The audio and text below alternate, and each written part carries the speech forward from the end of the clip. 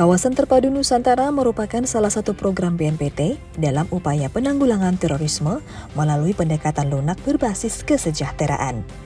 Dengan menerapkan konsep kerjasama multipihak atau pentahelix yang meliputi pemerintah, pelaku usaha, media, masyarakat, serta akademisi. Oleh karenanya, sebagai implementasi dari konsep tersebut, BNPT luncurkan KTN kelima di Indonesia yang berlokasi di Kabupaten Morowali, Sulawesi Tengah.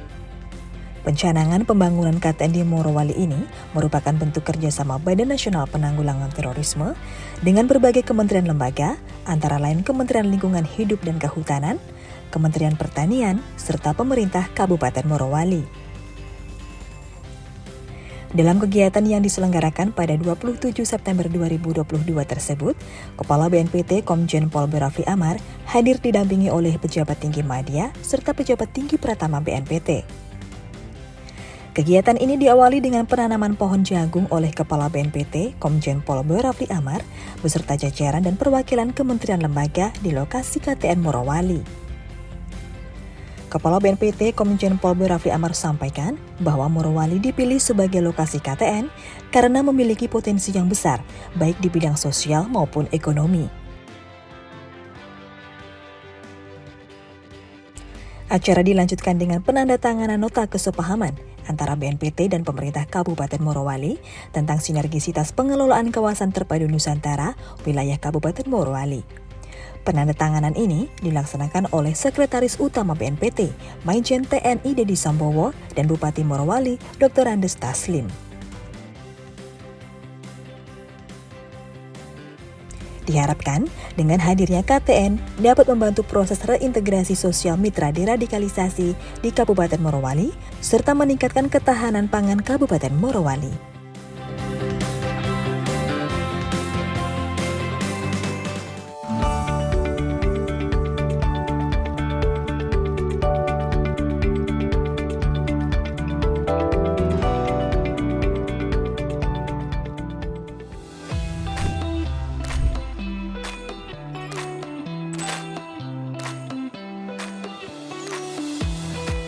Rabu 28 September 2022, Kepala BNPT Komjen Pol Boy Rafli Amar didampingi Direktur Kerjasama Bilateral BNPT Brigjen Pol Kris Erlangga hadiri acara Rakyat Merdeka Award 2022 yang diselenggarakan di Jakarta Pusat. Turut hadir dalam kegiatan Menteri Koordinator Bidang Politik, Hukum dan Keamanan Mahfud MD, Menteri Koordinator Bidang Perekonomian Erlangga Hartarto, mewakili BUMN PT Pertamina dan pihak swasta yakni PT Bank Sentral Asia. Bertajuk Untuk Indonesia Pulih dan Bangkit, malam penghargaan ini digelar oleh pihak Rakyat Merdeka guna mengapresiasi tokoh nasional sekaligus inspiratif yang telah berkontribusi terhadap negara terutama dalam penanggulangan COVID-19 dan pemulihan ekonomi. Dibuka langsung oleh Direktur Utama Rakyat Merdeka Kiki Iswara Darmayana, penghargaan yang diberikan terdiri dari 31 kategori, meliputi pemulihan ekonomi nasional, pemulihan krisis kesehatan, diplomasi pemulihan, serta konektivitas sistem transportasi nasional yang diberikan kepada masing-masing tokoh. Pada kesempatan ini, Kepala BNPT terima penghargaan sebagai tokoh penanggulangan radikalisme dan terorisme. Kepada sekitar 300 partisipan yang hadir, ia sampaikan apresiasi atas penghargaan yang diserahkan, sekaligus berharap agar seluruh pemangku kepentingan dapat terus bersinergi untuk bersama berkolaborasi demi Indonesia aman dan damai. Melalui kegiatan ini diharapkan dapat menginspirasi dan meningkatkan rasa persatuan seluruh elemen masyarakat dalam membangun ketahanan bangsa, serta ikut berkontribusi dalam menghadapi ancaman radikalisme dan terorisme.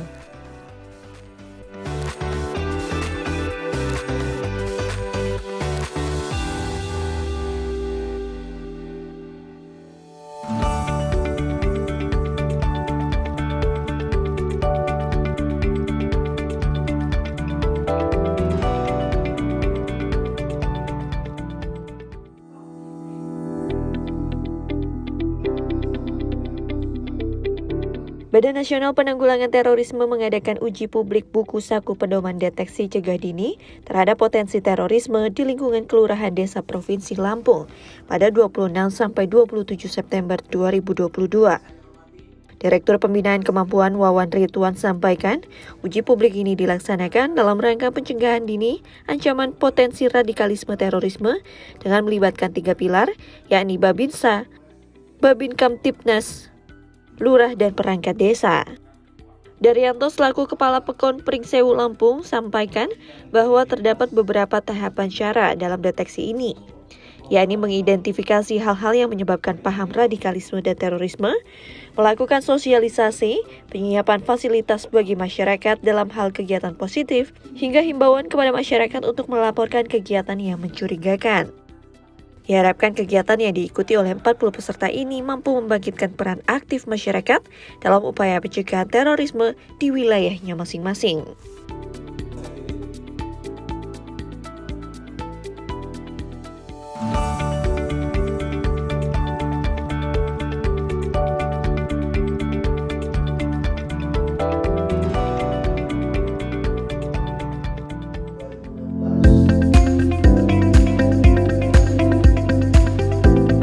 Kamis 29 September 2022, Sekretaris Utama BNPT, Majen TNI Dedi Sambowo, hadiri acara evaluasi pelaksanaan RB dan Sakip BNPT tahun 2022 oleh tim evaluator Kemenpan RB.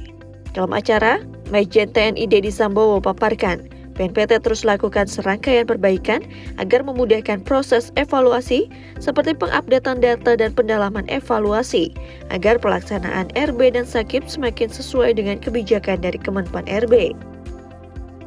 Beliau juga sampaikan BNPT Republik Indonesia berupaya untuk menindaklanjuti rekomendasi hasil evaluasi tahun sebelumnya guna menunjukkan pelaksanaan RB kian optimal. Selain tindak lanjut atas rekomendasi, BNPT RI juga akan melampirkan logical penjenjangan kinerja, data refocusing program kegiatan, capaian kinerja, outcome, dan berbagai prestasi yang diterima oleh BNPT RI kepada evaluator sebagai data tambahan.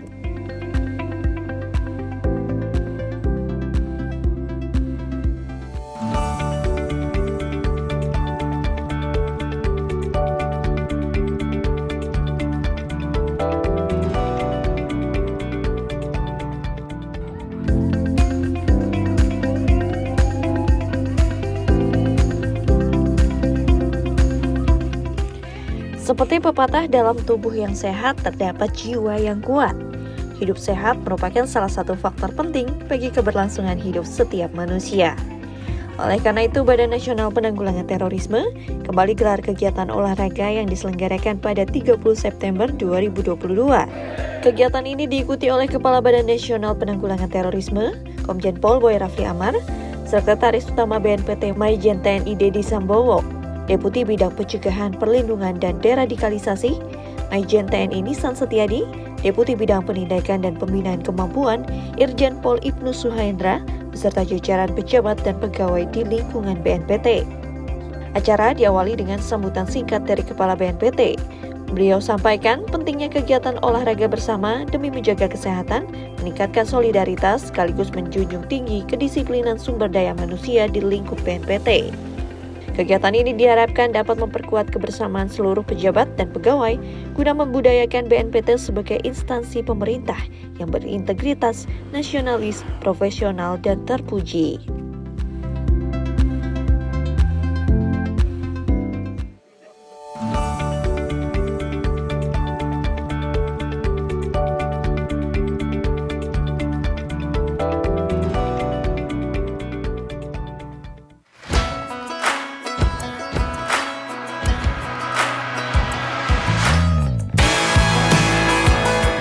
Tidak hanya merangkul para pemangku kepentingan dengan menjunjung tinggi semangat pentahelix, BNPT juga merangkul komunitas dan organisasi masyarakat guna membentengi bangsa dan negara dari ancaman paham radikalisme dan terorisme.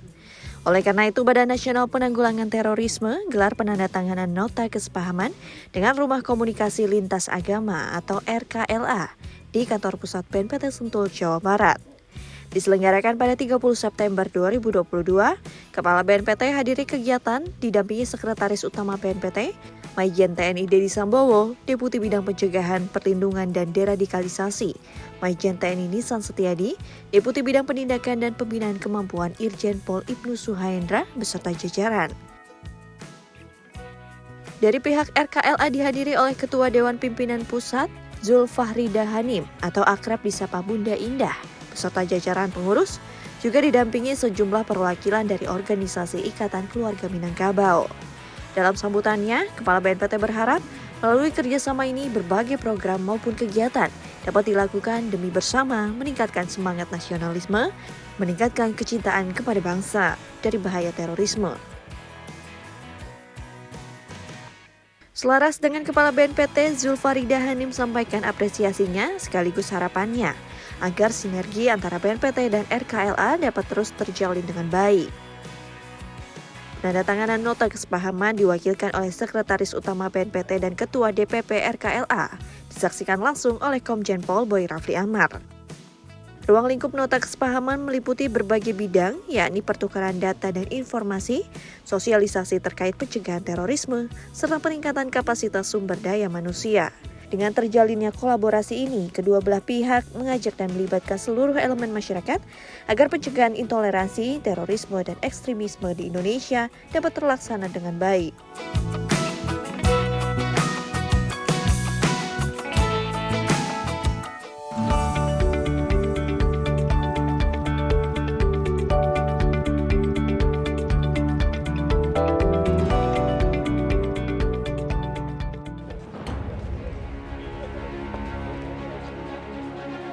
Dalam rangka memperingati pentingnya Pancasila sebagai pedoman bangsa Indonesia, Kepala BNPT hadiri upacara peringatan Hari Kesaktian Pancasila di Lubang Buaya, Jakarta Timur.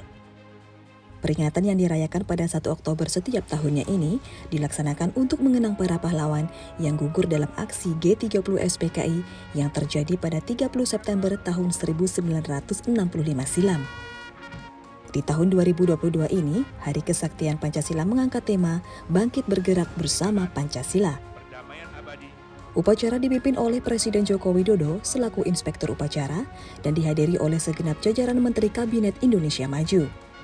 Diharapkan peringatan ini dapat menjadi sebuah dasar penguatan karakter bangsa melalui ideologi Pancasila yang menjadi senjata utama dalam melawan paham radikalisme terorisme.